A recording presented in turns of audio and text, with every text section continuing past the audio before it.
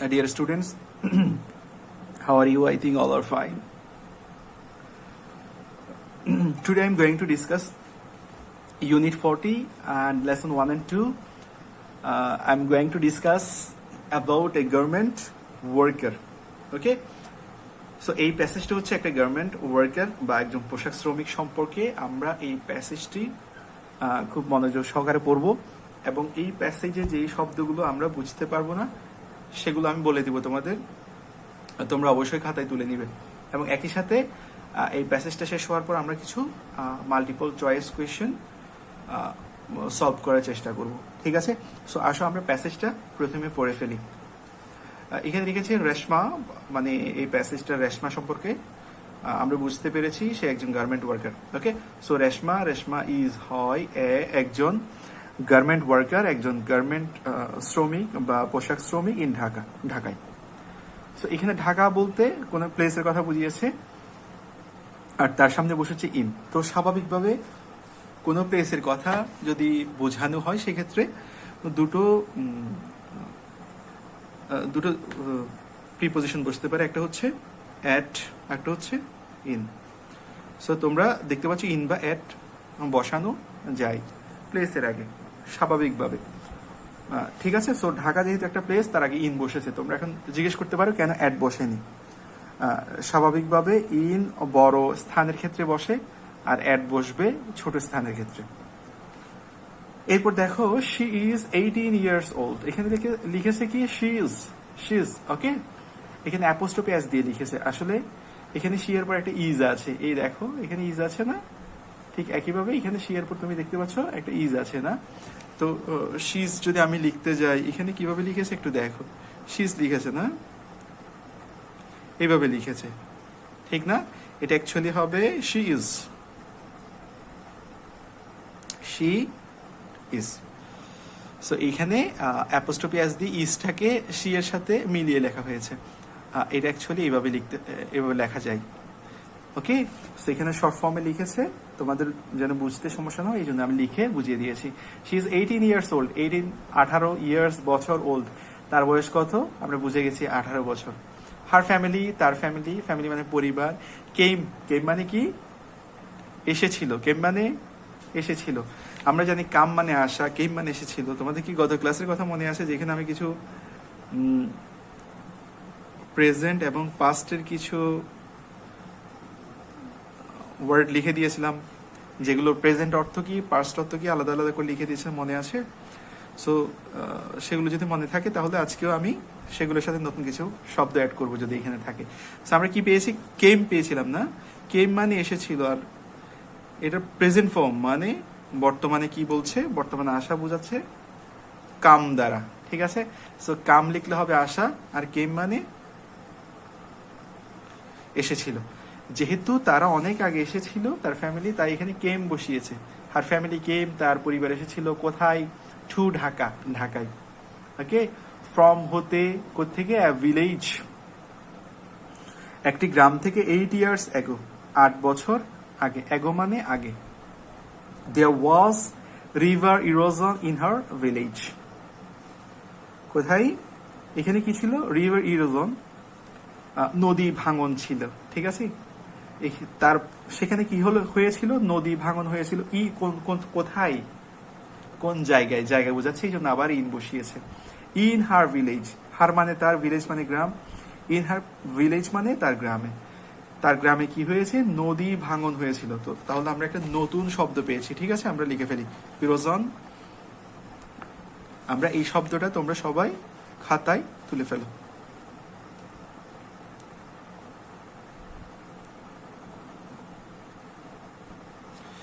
ঠিক আছে? ইরোজন মানে ভাঙন। ঠিক আছে? ভাঙন বা ক্ষয়। রিভার ইরোজন মানে নদী ভাঙন। ওকে, দে লস্ট, তারা হারিয়েছে দেয়ার হোম।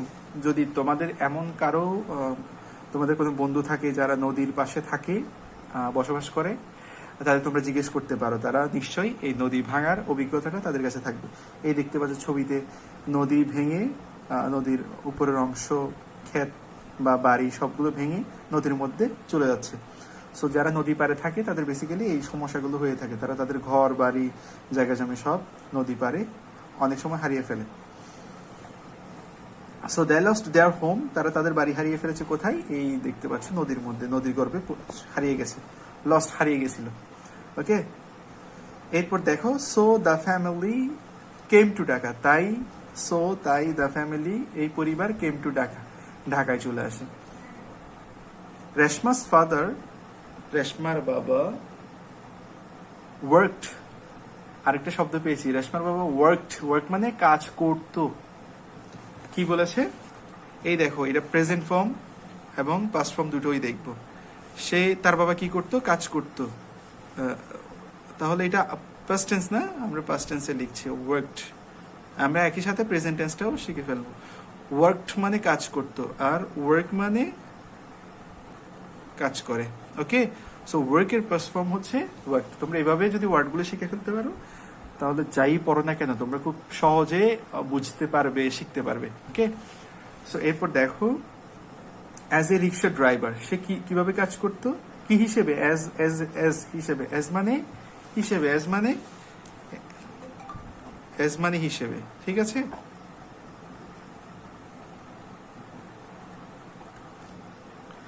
অ্যাজ মানে হিসেবে। ওকে, কি হিসেবে কাজ করতো? অ্যাজ এ রিক্সা ড্রাইভার, একজন রিক্সা ড্রাইভার হিসেবে সে কাজ করতো। But he died in an accident, কিন্তু সে মরে গেল, মারা গিয়েছিল। ইন অ্যান অ্যাক্সিডেন্ট, একটি অ্যাক্সিডেন্টে সে মারা গেছেন। ওকে, এরপর দেখো রেশমার আঙ্কেল রতন হেল্পড, আমরা আরো একটা শব্দ পেয়েছি, ঠিক না? হেল্প মানে সাহায্য করেছিল, হেল্পড। ঠিক আছে, আর প্রেজেন্ট ফর্ম কি হবে? হেল্প। ওকে, হেল্প হচ্ছে সাহায্য করা, আর হেল্প হলো সাহায্য করেছিল। জাস্ট একটা ইডি যুক্ত করেছি না, ইডি যুক্ত করে এটা পাস্ট টেন্স হয়ে যাচ্ছে, মানে আগে করেছিল বুঝাচ্ছে। হি ফাউন্ড, সে পেল। এখানে আরেকটা শব্দ পেয়েছি না একইভাবে, দেখো ফাইন্ড মানে খুঁজে পাওয়া, আর ফাউন্ড মানে খুঁজে পেয়েছিল। ওকে, ফাইন্ড হচ্ছে বর্তমান, এখন খুঁজে পাওয়া, আর ফাউন্ড হলো খুঁজে পেয়েছিল। তাহলে কি খুঁজে পেয়েছে? He found a small house for them, একটি ছোট বাড়ি পেয়েছে। ফর জন্য, কার জন্য? দ্যাম তাদের জন্য। অ্যাট কল্যাণপুরে তাদের জন্য একটা বাড়ি খুঁজে পেয়েছিল। হি টুক রেশমা, হি টুক মানে নেওয়া, টুক মানে কি? নিয়েছিল, তার প্রেজেন্ট ফর্ম কি হবে? তোমরা আগে থেকেই জানো, এটা খুব সহজ শব্দ। এটা কি হবে তাহলে? এটা কি হচ্ছে? টেক মানে নেওয়া, ঠিক আছে, আর টুক মানে নিয়েছিল।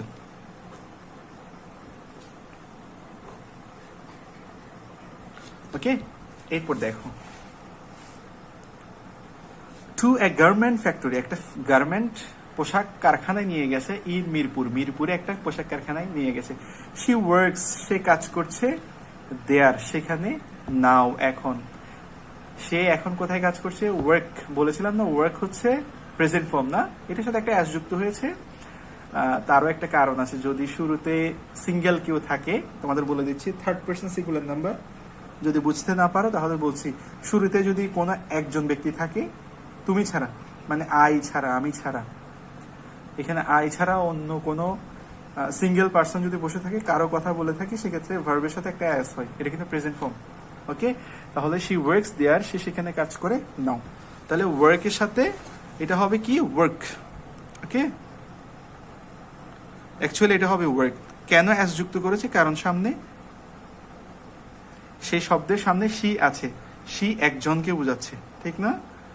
সো এরকম হি, অথবা যদি হি লিখি, শি লিখি, এক্ষেত্রে কি হবে? ইট লিখি, এক্ষেত্রে অবশ্যই একটা ভার্বের সাথে অ্যাস যুক্ত হবে। ওকে, এরপর দেখো হার ইয়াঙ্গার ব্রাদার বাবুল, তার ছোট ভাই। ইয়ঙ্গার হচ্ছে ছোট, younger brother Babul goes to school. Babul এখন কি করছে? বাবুল কিন্তু স্কুলে যাচ্ছে। এই গো এর সাথে এস বা এস যুক্ত হয়েছে, এখানে ইএস যুক্ত হয়েছে। এস যুক্ত হওয়া বা ইএস যুক্ত হওয়া কিন্তু একই, ঠিক আছে। গো হচ্ছে প্রেজেন্ট ফর্ম, ঠিক না? তাহলে গো এর সাথে এস বা ইএস যুক্ত হয়েছে, এখানে ইএস যুক্ত হয়েছিল, এখানে এস যুক্ত হয়েছে, এস যুক্ত হলো, এটা কিন্তু প্রেজেন্ট ফর্ম থেকে যায়। আর তোমাদের কেন বলেছি এস বা ইএস যুক্ত হয়? কারণ যদি সামনে একজন ব্যক্তি থাকে, এই দেখো বাবুল কিন্তু একজন। So Babul goes to school. He is in class 5, সে কোথায় আছে, সে কোন ক্লাসে পড়ে? হিজ, এখানে কি আছে? ইজ আছে, এখান থেকে কিন্তু শর্ট ফর্মে লিখেছে না, হিজ ইন ক্লাস 5। সে কোন ক্লাসে? সে ক্লাস 5-এ পড়ে। হার মাদার স্টিচেস নকশি কাঁথাস।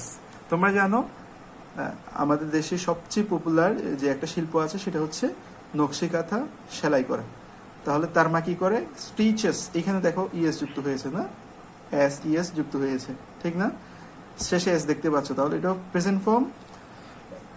আর যেহেতু সামনে তার মা একা, সে কারণে শেষে এস যুক্ত হচ্ছে এখানে, ঠিক আছে। তাহলে তার মা কি করে? নকশি কাঁথা সেলাই করে অ্যাট হোম, কোথায়? বাড়িতে। অ্যান্ড সেলস দ্যাম, এগুলো, এবং সেগুলো কি করছে? বিক্রি করে দেয়। Okay, the garment factory is 2 kilometres from Reshma's house. Garment factory is হয় 2 কিলোমিটার্স, 2 কিলোমিটার দূরে, ফ্রম রেশমাস হাউস, রেশমার বাড়ি থেকে। ইন দ্য মর্নিং মানে সকালবেলা। ওকে, শি ওয়াক্স, এই দেখো এস যুক্ত হয়েছে, কারণ শুরু থেকে আসে কয়জন আছে? একজন থাকলে সবসময় প্রেজেন্ট টেন্সের ক্ষেত্রে এস যুক্ত হয়। শি ওয়াক্স টু ওয়ার্ক, সে হেঁটে কাজে যায়। শি ওয়াক্স, হেঁটে যায়, হাঁটে, প্রতিদিন হাঁটে। শি ওয়াক্স, সে হাঁটে, টু ওয়ার্ক, সে কাজ করতে যায় হেঁটে। Some of her friends go by bus. Some, কিছু, অফ হার ফ্রেন্ডস, তার কিছু বন্ধু বান্ধবী, গো যায়, বাই বাস, বাসে, রিক্সা অর স্কুটার, অথবা রিক্সা অথবা স্কুটারে যায়। শি ওয়ার্কস, সে কাজ করে, ফ্রম 8 AM to 4 PM। আবার এস, তার মানে বুঝে গেছে সামনে একজন। শি ওয়ার্কস, সে কাজ করে 8টা থেকে 4টা। Reshma likes to go to the cinema. Reshma কোথায় যেতে চায়?